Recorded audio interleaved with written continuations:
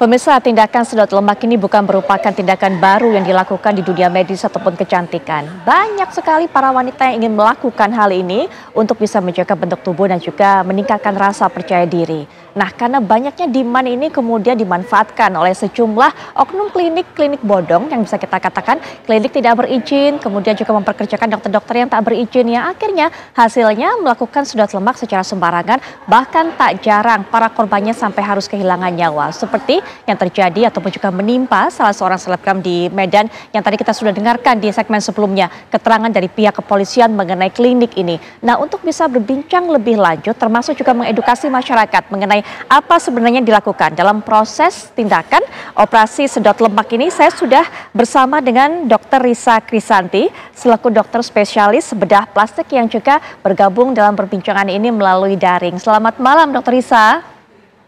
Selamat malam. Baik, Dokter Risa, operasi sedot lemak ini juga supaya masyarakat tahu, masyarakat paham sehingga nanti jika ingin melakukan juga tidak sembarangan begitu dokter. Ingin yang murah tapi kemudian mencelakakan nyawa, itu kan sama sekali bukan yang diinginkan. Nah dokter, operasi sedot lemak ini sebenarnya tergolong operasi yang seperti apa? Operasi dengan tingkat kesulitan sedang, berat, atau memang ini ada hal-hal yang khusus, bahkan juga mungkin ada wanita-wanita ataupun juga orang-orang khusus yang karena memiliki penyakit bawaan tidak diperkenankan atau sama sekali dilarang untuk melakukan operasi ini. Silakan dijelaskan dok.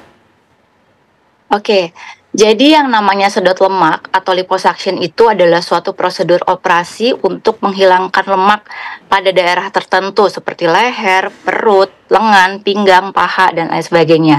Nah, liposuction ini bertujuan untuk shaping bentuk tubuh, tapi bukan untuk mengurangi berat badan. Jadi bentuk tubuhnya untuk jadi lebih ideal ya. Nah, kemudian ada beberapa pasien-pasien yang harus kita perhatikan sebelum melakukan tindakan operasi liposuction ini. Yang pertama kan kita harus konsultasi dulu pasti sama dokter ya. Nah, konsultasi itu jadi dokternya itu harus menjelaskan tujuan operasi ini, kemudian prosedur, resiko sampai komplikasi. Jadi biar pasien bisa mempersiapkan prosedurnya dengan baik.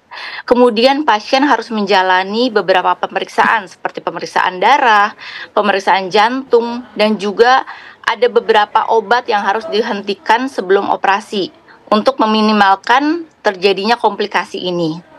Kemudian pasien juga harus mengetahui tindakan yang akan dilakukan oleh dokter tersebut seperti tekniknya, kemudian durasi operasi, kemudian pasien juga harus mempersiapkan itu dengan baik. Jadi sebelum operasi pasien harus puasa dulu gitu. Kemudian juga dokter juga harus menjelaskan tim yang akan terlibat dalam operasi ini. Seperti dokter anestesinya bila ada, kemudian perawatnya dan juga tim-timnya. Nah, apabila semuanya sudah dilakukan dengan baik, pasien harus menandatangani surat persetujuan operasi yang dinamakan dengan informed consent. Baik. Gitu. Ada juga beberapa pasien yang harus diperhatikan, misalkan penyakit-penyakit tertentu seperti penyakit jantung, penyakit hipertensi, diabetes gitu. Orang-orang dengan mempunyai penyakit ini bisa dioperasi asal dalam pengawasan dokter. Misalkan dia suka berobat ke penyakit dalam ya, jadi harus sesuai dengan persetujuan dokter tersebut gitu. Jadi sebenarnya tidak ada pasien yang tidak boleh melakukan operasi ini, semua boleh, cuman asal dalam pengawasan dokter tertentu gitu. Baik, dok tadi mengatakan ada kemungkinan ada potensi komplikasi yang terjadi yang bisa diterita oleh pasien setelah melakukan operasi sedot lemak ini. Karena apanya dok? Karena prosesnya yang salah dilakukan atau karena proses anestesinya atau seperti apa dok?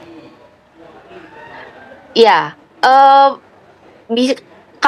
kalau kesalahan bisa terjadi kapan aja, di mana aja ya. Semua pasti ada resikonya juga. Nah, untuk menghindari itu kita harus melewati semua prosedur-prosedur itu kan, gitu. Misalkan kalau pasien dengan kematian, kita tidak tahu apakah pasien ini mempunyai riwayat alergi terhadap pembiusan atau misalkan dia terdapat emboli lemak atau terdapat perdarahan, kita tidak tahu. Itu semua bisa terjadi di mana aja gitu. Baik, Dok, ini kita bicara mengenai kasus yang terjadi yang memang saat ini bahkan menewaskan seorang selebgram di Medan. Saya tadi berbincang kepada pihak kepolisian, ternyata sebelumnya, tepatnya tahun lalu, juga terjadi kasus yang sama, tapi korban tidak sampai meninggal. Tapi dua-duanya dari keterangan pihak kepolisian, Dok, sama. Dilakukan tindakan sedot lemak di lengan, di tangan kanan dan tangan kiri. Perbedaannya adalah pada korban di tahun 2023, menurut keterangan polisi, ini tangannya membusuk. Sementara pada korban yang baru saja sedang pembahasan kita, yang sedang ramai diperbincangkan, korban sampai meninggal. Menurut pengamatan dokter, apa sebenarnya kira-kira kemungkinan terjadi? Baik pada korban yang tangannya sampai busuk, ataupun juga yang meninggal ini, Dok? Nah, kalau untuk kasus itu mungkin kita harus menunggu hasil visum ya. Hasil visum, kemudian keterangan dari kepolisian, hasil visumnya tuh hasilnya apa? Ini meninggal karena apa gitu. Kemudian kalau tangannya membusuk kan kita tidak tahu. Mungkin pasien ini sebelumnya mempunyai riwayat pengentalan darah atau penyumbatan pembuluh darah, gangguan pembuluh darah, kita tidak tahu. Atau terdapat perdarahan, kita juga tidak tahu gitu. Jadi saya sebenarnya tidak bisa menyimpulkan sekarang karena itu bukan ranah saya untuk menyimpulkan gitu. Kita harus memberikan informasi dari polisi gitu. Jadi kita harus menunggu hasil dari polisi aja. Baik, memang kita masih menunggu bagaimana hasil visum. Polisi belum membuka karena memang belum mendapatkan keterangan secara lengkap. Demikian pula dari pihak rumah sakit ataupun juga pihak klinik. Tapi ada keterangan yang diberikan, Dok. Jadi pada saat operasi ini dilakukan, ada dua keterangan yang didapatkan. Yang satu adalah korban sempat kejang-kejang, kemudian korban ini pingsan. Apa, Dok, kira-kira yang terjadi pada saat itu? Kalau menurut pengalaman dari dokter mungkin. Oh, mungkin kalau saya kurang tahu ya. Kalau itu kan terjadi di klinik. Jadi saya tidak ada di kejadian itu. Jadi saya kurang tahu itu. Betul. Kejangnya karena apa, misalnya karena apa, mungkin karena dia kurang darah atau karena perdarahan mungkin bisa saja terjadi. Maksudnya adalah hal-hal apa, Dok? Kira-kira yang bisa berpotensi memicu hal itu terjadi ketika operasi dilakukan, pasien ini menderita kejang-kejang bahkan sampai pingsan. Itu biasanya karena kondisi apa, Dok? Ya bisa karena dari obat biusnya, kemungkinan gitu. Cuman untuk hal yang lain saya tidak tahu. Saya tidak bisa menyimpulkan. Mungkin kemungkinan dari obat biusnya, kemungkinan ya. Baik, gitu. Baik. Tadi dokter atau juga kemungkinan dari perdarahan yang hebat gitu. Bisa juga ya, Dok, seperti itu ya. Sehingga kemudian tapi saya tidak bisa menyimpulkan karena saya tidak tahu kejadiannya seperti apa gitu. Ya, kami memang hanya ingin mengetahui dari sudut pandang pengalaman dokter, kira-kira apa potensi yang menyebabkan korban ini bisa kejang-kejang ataupun juga pingsan pada saat proses pengerjaan ataupun juga proses operasi sedot lemak ini. Dokter mengatakan tadi liposuction ataupun juga sedot lemak ini bisa dilakukan di beragam bagian tubuh. Nah, ada lengan, ada perut dan sebagainya. Dari bagian-bagian tubuh ini, adakah kemudian yang paling beresiko, Dok? Apakah memang lengan ini termasuk yang resikonya cukup tinggi? Tidak. Semua bagian juga pasti bisa beresiko. Mau di leher, mau di perut, mau di pinggang, semua pasti beresiko. Jadi di mana saja. Itu mungkin semuanya harus dikerjakan oleh dokter yang berkompetensi sih sebenarnya. Gitu. Apakah dia mempunyai kompetensi liposuction? Gitu. Selama ini yang mempunyai kompetensi liposuction adalah dokter bedah plastik itu. Jadi apakah klinik ini mempunyai dokter yang berkompetensi apa tidak gitu. Kan kita tidak tahu kan.